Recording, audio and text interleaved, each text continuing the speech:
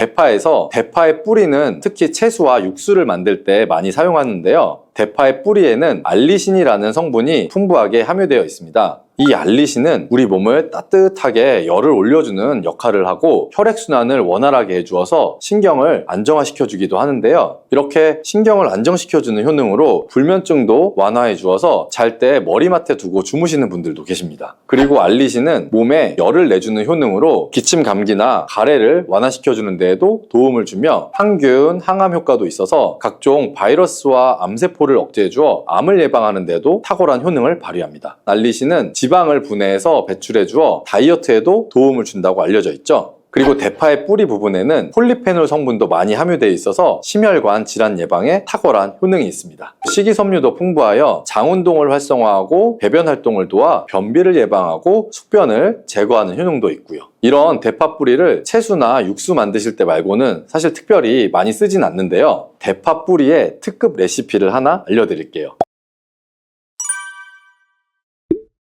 뿌리, 줄기, 이파리까지 버릴 것이 없는 대파는 정말 다양한 조리법도 있는데요. 피를 맑게 해주고 내장 지방을 없애주며 장 건강에도 좋은 풍부한 영양소들도 함유하고 있어서 반드시 먹어야 하는 채소 중에 하나입니다. 이런 대파도 함께 먹으면 보약이 되는 음식이 있고 또 독이 될 수 있는 음식도 있습니다. 그리고 먹는 방법에 따라 효능도 다르다고 하니 다양한 방법으로 드시는 것을 추천해 드리고요. 그럼 지금부터 대파의 효능과 함께 먹으면 보약이 되는 음식 3가지와 독이 되는 음식 2가지까지 알려드리겠습니다. 그리고 대파의 특급 레시피 4가지와 대파 보관법까지 대파의 모든 것을 알려드릴게요. 우리나라에서는 통일신라 시대부터 재배를 했다고 알려져 있습니다. 그만큼 오랫동안 재배하고 식탁에 올라온 채소인데요. 대파 이 특유의 향이 다른 식재료의 잡냄새를 제거하는데 아주 탁월한 효과가 있어서 생선이나 고기류의 냄새를 제거하는 향신료로도 많이 사용되고 있죠. 뿐만 아니라 물에 넣고 끓이게 되면 감칠맛이 좋아져서 다양한 육수와 채소를 만드는 데에도 빠지지 않고 들어가는 재료이기도 합니다. 이런 대파의 첫 번째 효능이 바로 내장지방 싹 빼준다는 것인데요. 대파에는 특유한 향과 알싸한 매운맛을 나게 하는 성분이 있습니다. 이 성분이 바로 황화알릴이라는 성분입니다. 이 황화알릴은 대파에 열을 가해서 굽게 되면 프로필 메르캅탄이라는 성분과 아조엔이라는 성분으로 변하게 되는데요. 대파를 구울 때 매운맛을 내는 성분은 휘발이 돼서 없어지게 되고요. 단맛이 나는 성분이 생성되는데 그 성분이 바로 프로필 메르캅탄입니다. 이 프로필 메르캅탄의 단맛 강도가 설탕 단맛의 강도보다 무려 50배나 강해서 대파의 단맛이 좋게 느껴지는 거고요. 정말 놀랍지 않나요? 근데 단맛 하면 당뇨가 있는 분들은 혈당이 오를까봐 걱정을 하게 되시잖아요. 이 성분은 설탕과는 다르게 혈당을 오르게 하지 않기 때문에 당뇨가 있는 분들도 전혀 부담 없이 드실 수 있는 단맛입니다. 또 열을 가하면 아조엔이라는 성분이 만들어진다고 했잖아요. 바로 이 성분이 우리 몸을 회복시켜주는 효능이 있습니다. 그럼 어떻게 우리 몸을 회복시킬까요? 그것은 바로 혈관을 깨끗하게 해주기 때문입니다. 아조엔의 별명이 바로 혈관 청소부인데요. 혈관의 나쁜 콜레스테롤을 제거해주고 혈액이 뭉쳐서 생기는 혈전 생성을 방지해주게 됩니다.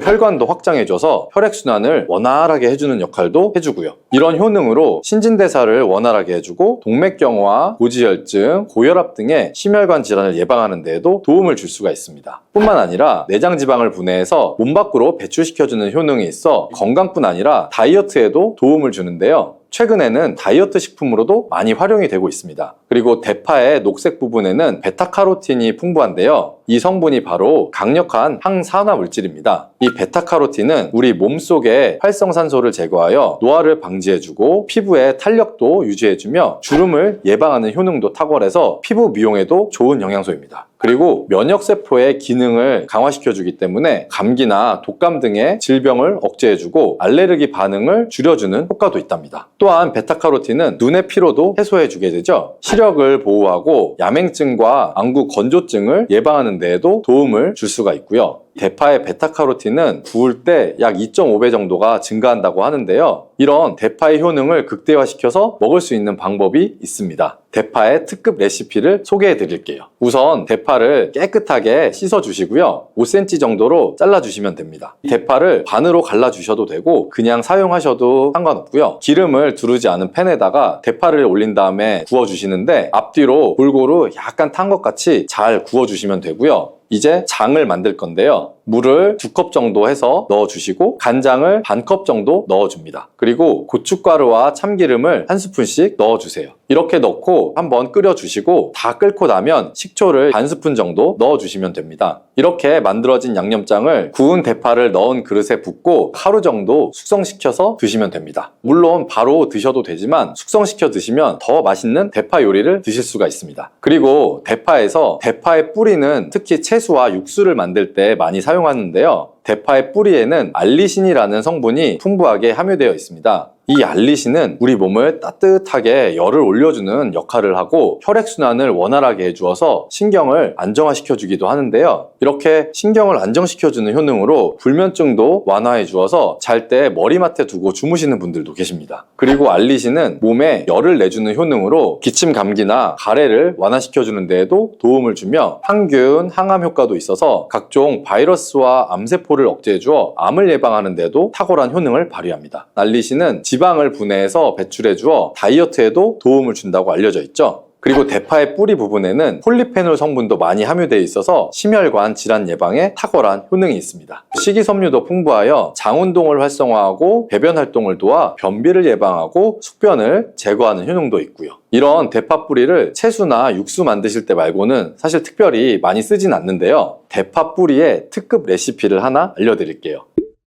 그것은 바로 대파 뿌리 생강차입니다. 대파 뿌리와 생강을 함께 끓여서 차로 드시게 되면 기관지나 폐와 같은 호흡기 염증을 제거해주고 무릎과 같은 관절의 염증도 제거해 주어서 관절 통증도 완화시켜 줄 수가 있습니다. 생강에는 진저롤, 효가올, 페놀 화합물 등 다량의 항염증 성분들이 함유가 돼 있어서 우리 몸의 염증을 제거하는 데 탁월한 효능을 갖고 있습니다. 생강은 약재로서도 오랫동안 사용되어 왔죠. 최근에도 계속해서 효능이 발견되고 있을 정도로 약성이 아주 좋은 식품 중에 하나인데요. 최근에 한 연구 결과에 따르면 생강에는 소염 진통제로 많이 사용되는 이부프로펜과 비슷한 항염증 효과가 있고 류마티스 관절염을 완화시키는 데에도 효과가 좋은 것으로 밝혀졌습니다. 그럼 지금부터 대파 뿌리 생강차를 만드는 방법을 알려드릴게요. 먼저 생강을 물에 넣고 끓여주시고요. 처음에는 강불로 해주시고 끓기 시작하면 중불로 줄여서 20분 정도 더 끓여줍니다. 그 후에 대파 뿌리를 넣고 3분 정도 더 끓여주시면 되고요. 이렇게 끓인 물에서 생강과 대파 뿌리는 건져주시고 따뜻할 때 드시거나 냉장고에 넣고 시원하게 드셔도 됩니다. 이렇게 대파 뿌리와 생강을 함께 끓여서 차로 드시면 효과를 극대화할 수가 있는데요. 다만 평소에 소화가 잘 안 되고 위가 약하신 분들은 이렇게 끓인 대파 뿌리 생강차에 물을 섞어서 연하게 드시는 것을 추천해 드립니다. 이렇게 해서 하루에 한두 번 정도 꾸준히 드시면 감기 걱정도 줄어들고 또 몸의 염증도 완화시켜서 관절염으로 인한 통증도 줄이실 수가 있습니다. 그리고 대파와 함께 드시면 보약이 되는 좋은 음식에는 무가 있습니다. 무를 말려서 무말랭이로 드시면 무의 좋은 성분들을 농축하여 드실 수 있다고 했는데요. 간단하게 다시 한번 알려드리자면 무를 드시면 기침과 가래를 멈추게 해주는 효능이 있고 소화를 잘 되게 해주며 혈관을 깨끗하게 해줘서 심혈관 질환에도 도움을 줄 수가 있습니다. 또한 칼슘 함량이 높아서 몸의 골다공증을 예방하고 뼈를 튼튼하게 만들어주죠. 그리고 해독작용도 뛰어나고 혈당 조절을 해주어서 당뇨를 예방하는 데에도 도움을 줄 수가 있습니다. 이렇게 좋은 무를 대파와 함께 드시면 그 효능이 극대화가 될 수 있는데요. 특히 혈액을 깨끗하게 해주어서 심혈관 질환을 예방하며 당뇨 또한 예방해줄 뿐만 아니라 당뇨 합병증을 완화시켜주는 데에도 탁월한 도움을 받을 수가 있습니다. 대파를 넣은 무말랭이 무침을 만들어서 드시면 오독오독한 무말랭이 식감도 좋고 입맛도 돌게 하는 반찬으로도 정말 좋으니 꼭 대파 무말랭이 무침도 만들어서 드셔보시길 바랍니다. 대파와 함께 드시면 보약이 되는 음식 세 번째는 바로 두부입니다. 대파와 두부가 만나면 우리 몸에 에너지를 공급해서 활력이 넘치도록 도와주게 되는데요. 그 이유는 바로 대파의 알리신 성분과 두부의 비타민 B1이 만나면 알리티아민으로 전환이 되는데요. 이 알리티아민이 비타민의 체내 흡수율을 높여주고 신진대사를 촉진해 주어서 우리 몸의 피로를 회복하고 에너지를 불어 넣어주기 때문인데요. 그럼 여기서 대파 두부 조림을 맛있게 만들어 드시는 특급 레시피를 알려드릴게요. 먼저 잘 씻은 대파를 어슷썰기로 썰어 주시고요. 두부는 정사각형 모양으로 깍둑 썰기를 해주시면 됩니다. 먼저 두부를 기름 두른 팬에다가 잘 구워 주시고요. 두부가 노릇노릇해지면 썰어 놓은 대파를 넣어줍니다. 간장을 2스푼 정도 넣어 주시고요. 고소한 참깨도 잘 뿌려서 익혀주시면 대파 두부조림 완성입니다. 정말 맛있겠죠? 이렇게 만든 대파 두부조림을 드시면 활력 넘치는 하루를 보내실 수 있을 겁니다. 대파와 함께 드시면 보약이 되는 음식 네 번째 알려드릴게요. 그것은 바로 대파 팽이버섯 부침입니다. 팽이버섯은 버섯 중에서도 버섯의 키토산의 성분이 가장 많이 함유하고 있을 뿐만 아니라 식이섬유가 정말 풍부하게 함유되어 있는데요. 버섯 키토산은 혈액 속에 지방을 분해하고 콜레스테롤을 제거해서 고혈압, 동맥경화, 심장병 같은 심혈관 질환을 예방할 뿐 아니라 체내 지방을 흡착해서 배출시켜 주어 내장 지방을 줄여주는 데에도 탁월한 효능이 있습니다. 또한 체내에 쌓여있는 이 중금속의 배출을 돕고 간 건강을 돕는 효능도 있다고 알려져 있고요. 그리고 풍부한 식이섬유가 있어서 배변 활동을 도와 숙변을 제거하는 데에도 큰 도움을 줍니다. 하지만 이 팽이버섯의 세포벽은 아주 단단하기 때문에 그냥 드시게 되면 좋은 성분을 흡수하기가 힘든 점이 있는데요. 열을 가하게 되면 이 세포벽이 깨지면서 영양 성분의 흡수율을 높일 수가 있습니다. 이런 팽이버섯과 대파를 함께 드시게 되면 내장 지방을 제거하고 혈관을 깨끗하게 해주는데 탁월한 음식이 되는 것이고요. 먼저 팽이버섯의 밑둥은 잘라버리시고요. 팽이버섯을 적당한 크기로 잘 썰어주세요. 그리고 흐르는 물에다가 잘 씻어주시면 되고요. 그리고 대파는 어슷썰기로 잘게 썰어주세요. 적당한 용기에다가 계란을 넣고 풀어주시고요. 팽이버섯과 대파를 넣어서 잘 섞어주시고 소금을 한 꼬집 넣어서 간을 해주시면 됩니다. 이제 잘 달궈진 팬에다가 기름을 두르고 부쳐주시면 됩니다. 정말 쉽죠? 그런데 이렇게 좋은 대파도 함께 드시면 안 되는 음식이 있습니다. 대파와 함께 드시면 안 되는 음식 첫 번째는 바로 꿀입니다. 대파와 꿀은 두 가지 다 몸에 열을 올려주는 효능이 있습니다. 한의학에서는 대파와 꿀을 함께 먹으면 위장에 탈이 나고 더부룩한 현상이 나타날 수가 있다고 하는데요. 대파와 꿀을 함께 먹으면 위에서 소화액 분비를 억제해서 소화 불량을 유발할 수가 있기 때문이에요. 또한 꿀은 알레르기 반응을 일으킬 수가 있는데 대파와 함께 먹으면 그 알레르기 반응이 더 악화될 수도 있다는 것을 알아두시면 좋고요. 꼭 기억하셔서 대파와 꿀은 함께 드시지 않기를 추천합니다. 또 대파와 함께 드시면 안 되는 음식은 미역입니다. 미역과 대파 둘 다 알긴산이라는 성분이 있는데 이 알긴산은 미끌거리는 식감이 있습니다. 함께 드시게 되면 식감이 안 좋은 이유도 있지만 식감보다도 더 중요한 이유가 있습니다. 왜냐하면 파에는 인과 유황 성분이 있기 때문인데요. 미역과 파를 함께 드시게 되면 파의 인과 유황 성분이 미역에 함유되어 있는 칼슘의 흡수를 방해하게 됩니다. 미역에는 칼슘 함량이 높아서 골다공증 예방에 좋은 효능이 있는데 이 효과를 떨어뜨리게 되는 것이고요. 미역국을 끓일 때 대파로 채수를 내어 시원한 미역국을 끓여 드시는 분들도 계신데 절대로 미역국을 끓일 때는 대파를 사용하지 않으셔야 합니다. 그리고 다음으로 대파를 보관하는 방법을 알려드릴게요. 대파를 한 단 사면 양이 많아서 한 번에 드시지 못하는 경우가 많죠. 대파를 보관하실 때는 씻지 않고 흙이 묻은 채로 보관하는 것이 좋지만 사용하기 불편하기 때문에 씻어서 보관하는 방법을 알려드릴게요. 우선 잘 씻은 대파를 줄기와 잎부분으로 나눠서 잘라주시고요. 물기를 제거한 다음 키친타올을 넣은 지퍼백에 줄기와 잎부분을 나눠 담아서 냉장고에 보관해 주시면 됩니다. 이렇게 하시면 약 2, 3주 정도는 보관이 가능하고요. 더 장기간 보관하시려면 냉동을 하시면 되는데 냉동 보관하시려면 대파를 사용하기 원하는 크기대로 자른 다음 지퍼백에 넣어서 냉동하시면 됩니다. 이렇게 하시면 냉동된 대파를 꺼내서 요리하실 때 바로 사용하실 수 있을 겁니다.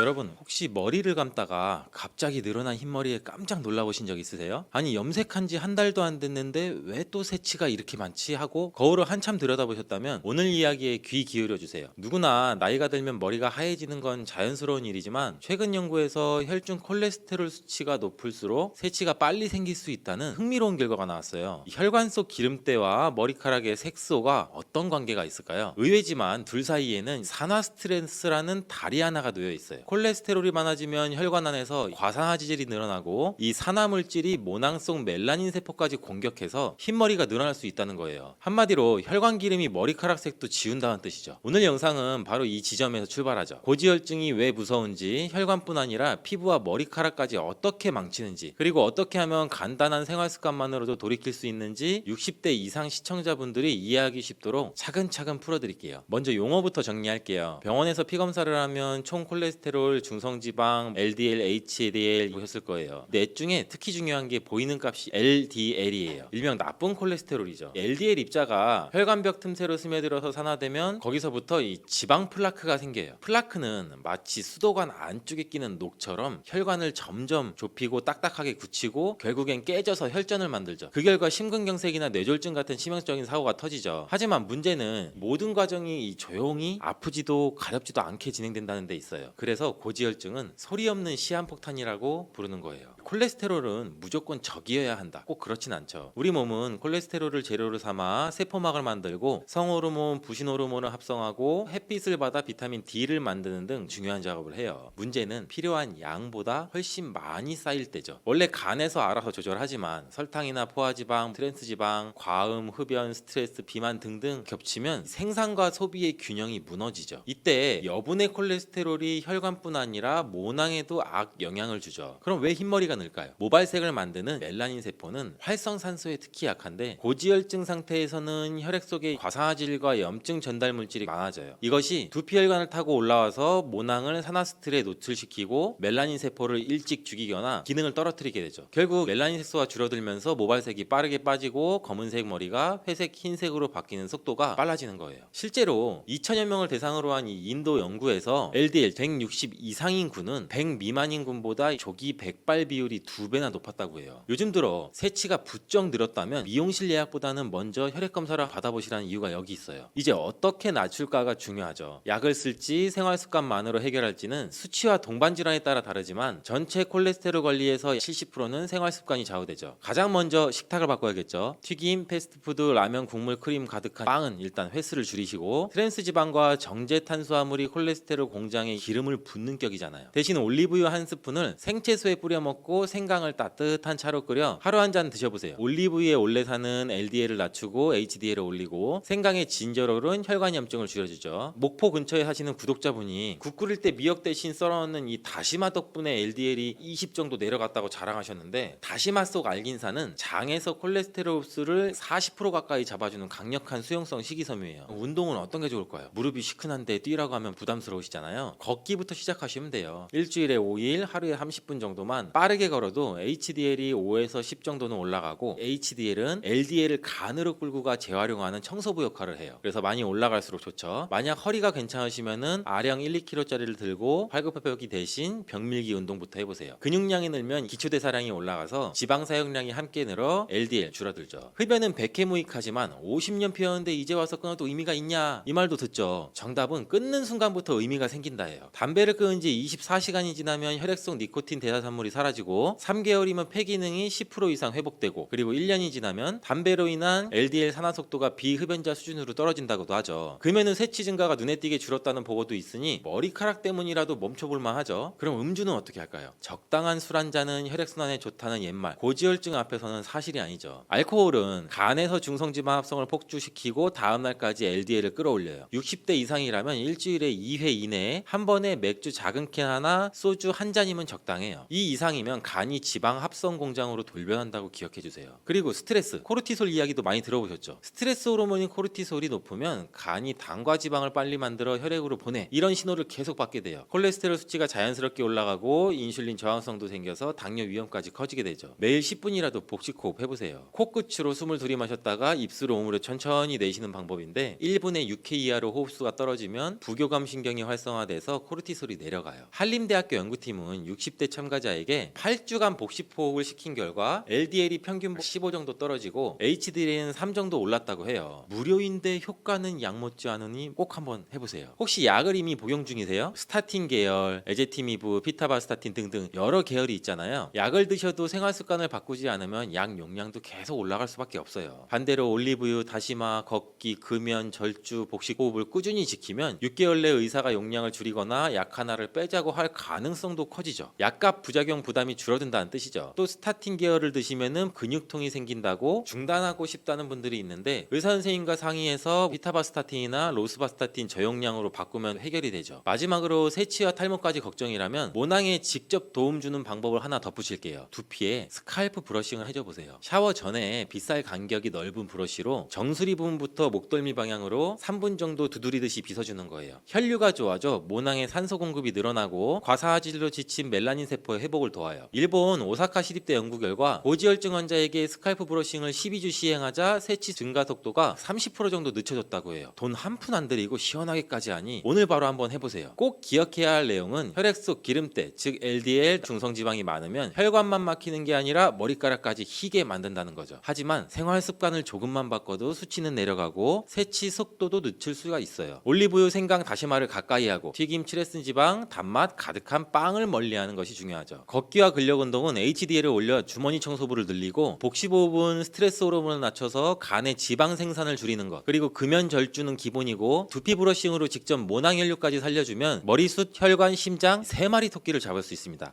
당뇨는 한 번 생기면 평생 약을 먹어야 한다고들 하지만 전문가들은 입을 모아 말하죠. 약에만 의지하면 숫자는 내려가도 몸 자체의 조절력은 떨어진다. 그래서 내 몸이 혈당은 다스리게 만들어야 오래 버틴다. 그러려면 생활습관, 특히 식습관을 먼저 바로잡아야 하죠. 당뇨가 무서운 이유는 혈당이 높다는 것 자체보다 높아진 당이 혈관을 상하게 해서 눈이나 신장, 말초신경을 망가뜨리고 결국 심장, 뇌혈관 질환을 부르기 때문이죠. 그래서 정상 혈당보다 살짝 높은 전 당뇨 단계라도 그냥 넘기면 안 되죠. 공복 혈당이 100을 넘고 식후 2시간 수치가 약 140을 웃돌면 이미 경고등이 한번 켜진 거예요. 다행히 2단계에서 식사와 생활 습관을 바꾸면 약 없이도 어느 정도 조절이 가능하죠. 그러면 실생활에서 과연 무엇을 어떻게 바꿔야 될까요? 어렵지 않아요. 3가지만 기억하세요. 첫째, 저녁을 드신 뒤 3시간 이상 물만 마시고 아무것도 드시지 않는 거예요. 이 3시간과 밤잠 7시간을 합치면 우리 몸은 최소 12시간 정도는 쉬게 되는데 그 사이 인슐린도 숨을 돌리고 간과 근육이 쌓인 포도당을 천천히 소모하죠. 이 습관 하나만 들여도 다음날 공복 혈당이 20 정도 뚝 떨어지신다는 분들 많아요. 둘째,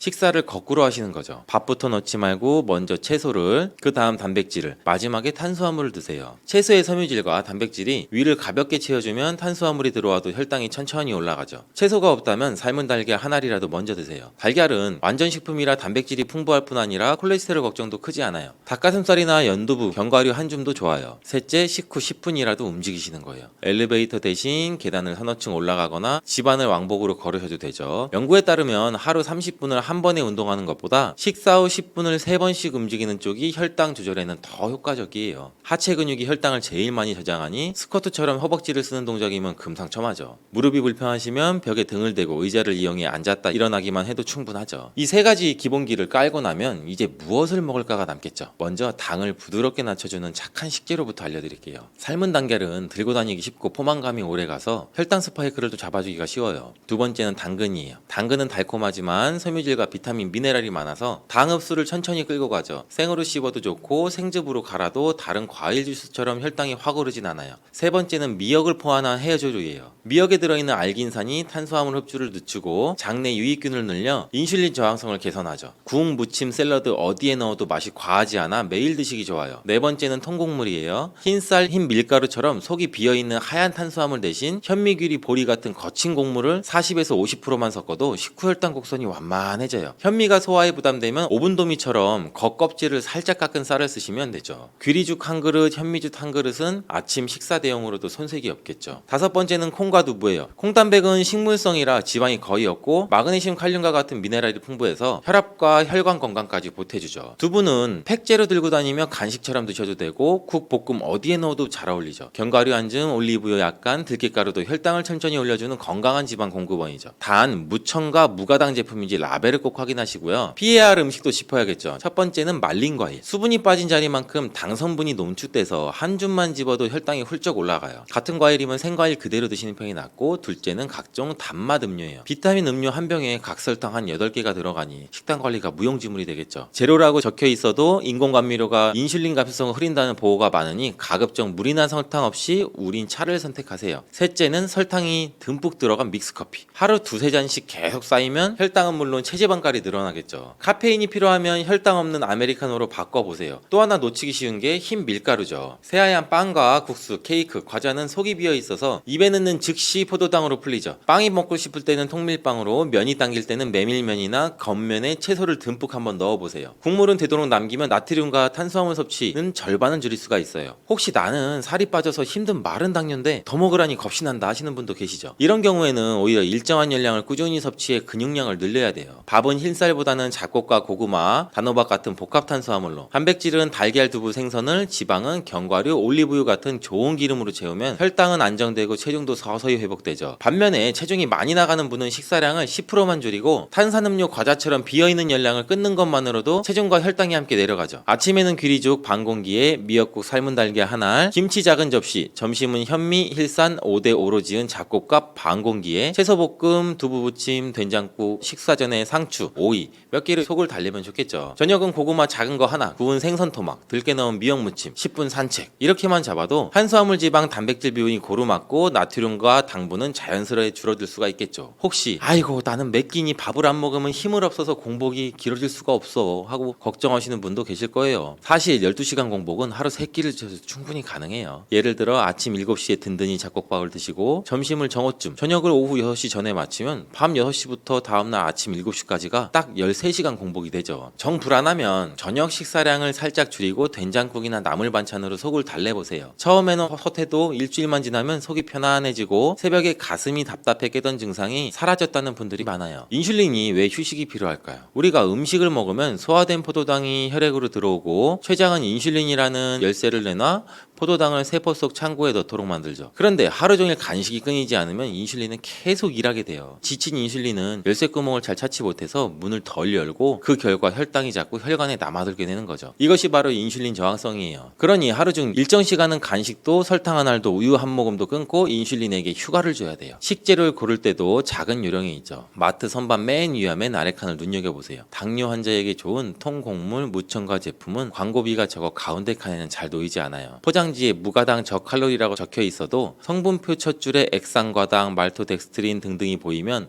카트에 넣지 않는 것이 안전하죠. 반면에 현미 70, 귀리 20처럼 식물 이름이 길게 적혀 있으면 대체로 믿을만 하죠. 같은 감자라도 튀기면 혈당 지수가 70이 넘지만 껍질째 쪄서 식혀서 샐러드로 먹으면 50대로 내려가죠. 식히는 과정에서 저항성 덤분이 생겨 장까지 내려가 유익균의 먹이가 되고 포도당 흡수를 늦추기 때문이죠. 고구마도 마찬가지예요. 김이 모락모락 날 때 바로 먹는 것보다 한 김 식힌 뒤 먹으면 혈당 상승 속도가 한결 완만해지죠. 짠맛도 조심해야 돼요. 나이가 들수록 미각이 둔해져 양념을 세게 하는데 나트륨 과잉은 신장에 무리를 받아서 인슐린 저항성도 높여요. 김치나 된장, 젓갈은 적당히 드시되 시판 조미료, 라면, 스프, 소시지, 양념처럼 첨가된 소금은 반드시 줄이셔야 돼요. 아침 혈당을 재는 습관이 아직 안 들이셨다면 오늘부터 달력이나 노트 안쪽에 숫자를 한번 기록해보세요. 6월 25일 전날 저녁 간식 없음, 10시 취침, 이런 식으로 간단히 메모해도 좋죠. 닷새만 지나도 본인에게 맞는 패턴이 보일 거예요. 95 정도로 떨어졌다면 보통 그 전날 스트레스를 덜 받고 일찍 주무셨을 때 얘기고, 이렇게 원인을 찾고 바로잡는 과정이 약보다 값진 맞춤 처방이 되겠죠. 운동 이야기를 좀 더 해보면 나이가 70인데 무슨 운동을 하고 손살해지시는 분들은 저는 10+3 법칙을 권해요. 아침 식후 10분 산책, 점심 10분 계단 오르기, 저녁 식후 실내 자전거. 허리가 약하면 의자에 앉아 발끝으로 책을 잡아 올렸다 내려놓는 동작을 반복해보세요. 발바닥이 저리고 시린 분은 수건을 깔고 맨발로 공을 굴리는 족저 마사지만 해도 혈류가 활발해져요. 또 하나, 나무 그늘에서 심호흡을 하면 5분간 눈을 감아보세요. 복식 호흡을 하면 코르티솔이 자연스럽게 안정돼 혈당이 자연스럽게 내려갈 수가 있어요. 독일의 12년 연구에서도 만성 스트레스를 방치하면 당뇨 위험이 45% 정도 높아진다고도 해요. 짧게라도 숨고르기 시간으로도 큰 도움이 될 수가 있겠죠. 통밀빵이 당길 때는 삶은 달걀, 채소를 끼워서 샌드위치를 만들고 설탕 없는 머스타드만 살짝 바르시고, 이렇게 드시면 10분 산책을 더하면 식후 혈당이 40 정도 덜 오른다는 실험 결과도 있어요. 액상 과당이 들어간 과일만 요구르트, 과일즙, 건강 음료에도 당연히 주의가 필요하고, 같은 사과라면 껍질째 천천히 씹어 드시는 편이 훨씬 더 좋고, 사과 반 개가 텁텁하다면 땅콩버터 티스푼 하나 곁들이세요. 지방이 당 흡수를 늦추고 포만감을 더해줄 거예요. 집안일도 운동이 되죠. 걸레질, 빨리 넘기, 화분 돌보기, 손주 하나 올리니 전부 유산소의 근력에 해당되죠. 호흡을 3번 길게 내쉬고 천천히 동작을 이어가면 안전하고 효과가 크죠. 이렇게 하루 약 200칼로리만 더 소비돼도 한 달에 체지방이 1kg 이상 줄어들겠죠. 약은 사다리예요. 혈당이 매우 높을 때는 사다리를 붙잡고 빨리 내려오는 게 맞지만, 내려온 뒤에는 생활 습관이 초석을 다져 다시 매달리지 않아도 되도록 해야 되죠. 콩에서 싹이나 콩나물이 되는 과정에서 장내에 염증을 유발하는 렉틴이라는 성분도 약 85%가 감소하며 미네랄의 흡수를 방해하는 피티산도 81% 정도가 줄어들게 됩니다. 놀라운 사실은 이렇게 피틴산의 양이 줄어들면 철분과 칼슘의 체내 흡수율은 3, 4배가 증가가 된다고 하고요. 또한 콩나물에는 티아민 성분이 풍부하게 함유되어 있는데요. 티아민은 포도당을 에너지로 바꿔주며 몸의 피로감을 덜어주고 몸에 활력을 불어넣어주는 역할을 합니다. 몸속에서 티아민 성분이 부족하게 되면 대표적인 피로 물질인 젖산의 농도가 올라가게 되는데요. 젖산 농도가 올라가게 되면 몸의 피로감이 급속도로 올라가기 때문에 평소에 충분한 티아민의 섭취가 아주 중요한 것입니다. 다만 아쉬운 것은 티아민은 수용성 성분이기 때문에 우리 몸에 저장되지는 않고요. 땀이나 소변으로 바로바로 배출되기 때문에 체내 흡수율은 낮아지는데요. 바로 이 문제를 해결해 주는 것이 콩나물과 함께 먹으면 보약이 되는 최고의 궁합 첫 번째 음식인 여러분, 콩나물 하면 무엇이 생각나시나요? 따뜻한 콩나물 국밥, 감칠맛 넘치는 콩나물 비빔밥 등 정말 많은 음식들이 생각이 나는데요. 콩나물은 우리에게 정말 친숙한 식재료인 것 같습니다. 그런데 이렇게 익숙한 식재료에도 함께 먹으면 상극이 되는 음식이 있고 또 함께 먹으면 우리 몸에 보약이 되는 궁합이 잘 맞는 음식이 있습니다. 콩나물의 효능, 콩나물과 상극이 되는 음식, 그리고 보약이 되는 최고의 궁합을 가진 음식까지 콩나물에 대한 모든 것을 알아보겠습니다.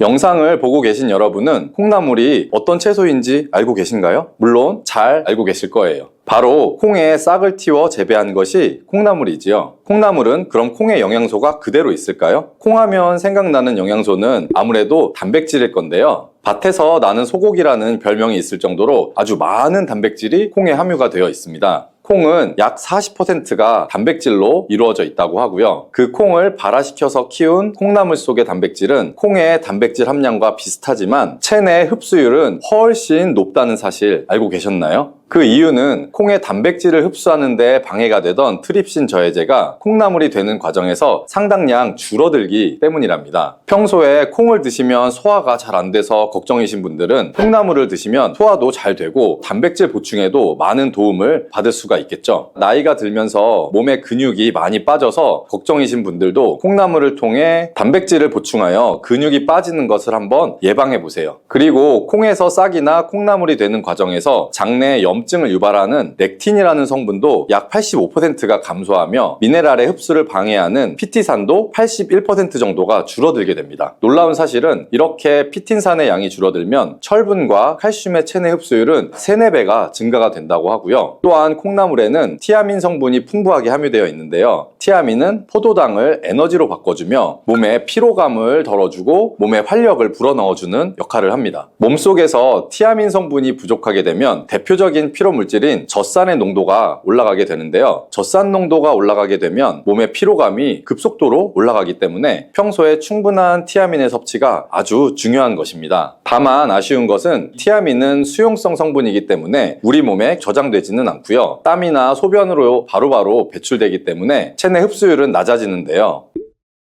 바로 이 문제를 해결해 주는 것이 콩나물과 함께 먹으면 보약이 되는 최고의 궁합 첫 번째 음식인 부추입니다. 부추 속에 알리신 성분이 콩나물의 티아민의 흡수율을 최대 약 20배까지 높여주고 이뿐 아니라 천연 강장제라 불리는 알리티아민으로 변화를 시켜주게 됩니다. 또한 부추와 콩나물은 간 건강에도 아주 많은 도움을 주는데요. 콩나물에 풍부한 아스파라긴산과 아르기닌 성분이 간에 해독작용을 하여 간의 독소를 제거해주며 부추는 간에 쌓인 피로물질을 분해시켜 주어서 우리 몸이 가뿐하며 활력 넘치는 상태가 되도록 만들어주는 것이죠. 여기서 한 가지 콩나물과의 상극은 바로 몸이 찬 분들입니다. 콩나물은 찬 성질이 있어서 몸이 찬 분들이 콩나물을 많이 섭취하게 되면 위장이 지나치게 차갑게 돼서 소화기관에 무리를 줄 수가 있고 소화가 잘 되지 않는 부작용이 생길 수 있습니다. 이때 콩나물을 부추와 함께 드시면 이런 문제는 해결이 되는데요. 부추의 따뜻한 성질이 콩나물의 찬 성질을 중화시켜주고 오히려 위장을 따뜻하게 만들어주기 때문에 소화기관의 기능을 원활하게 하는데 도움을 주게 되는 것입니다. 자, 이렇게 궁합이 잘 맞는 음식도 있지만 또 콩나물과 상극이 되는 음식도 있는데요. 그것은 바로 식초와 겨자입니다. 콩나물에 식초와 겨자를 곁들여서 조리를 하게 되면 콩나물의 비타민과 무기질이 손실이 됩니다. 그래서 콩나물을 섭취하는 의미가 사라지게 되고요. 그렇다면 식초나 겨자 말고 무엇을 곁들여서 조리하면 될까요? 그것은 바로 고춧가루입니다. 고춧가루도 너무 많이 첨가해 드시면 위에 자극을 주어서 안 좋을 수 있으니 주의를 하셔야 하겠지만 적절한 양의 고춧가루를 추가해서 콩나물을 요리를 하시면 신진대사의 촉진과 혈액순환을 돕는데 콩나물과 고춧가루는 정말 찰떡궁합인 음식이 된답니다. 특히 콩나물에는 혈압을 조절하는 효능이 있는데요. 콩나물에 들어있는 펩타이드라는 성분 때문입니다. 펩타이드의 혈압 조절 효능은 심근경색이나 뇌졸중과 같은 심혈관 질환을 예방하는데 매우 효과적입니다. 이때 고춧가루에 함유된 캡사이신이 이런 콩나물의 효능을 극대화시켜주고 콩나물의 비타민, 체내 흡수율을 상승시켜 주게 되고요. 자, 그리고 재밌는 거 하나 알려드릴게요. 콩나물에는 콩에는 없던 비타민C가 새로 생겨난다는 놀라운 사실이 있는데요. 콩나물에 함유된 비타민C의 양이 사과보다 3배 정도 많고 콩나물의 강력한 항산화 작용으로 활성산소를 제거하여 피부가 노화되는 것을 예방해주는 효과가 있답니다. 그리고 피부에 생성되는 멜라닌 색소를 억제해서 기미나 주근깨와 또 검버섯까지 예방해 주어서 피부를 맑고 환하게 만들어주는 효과까지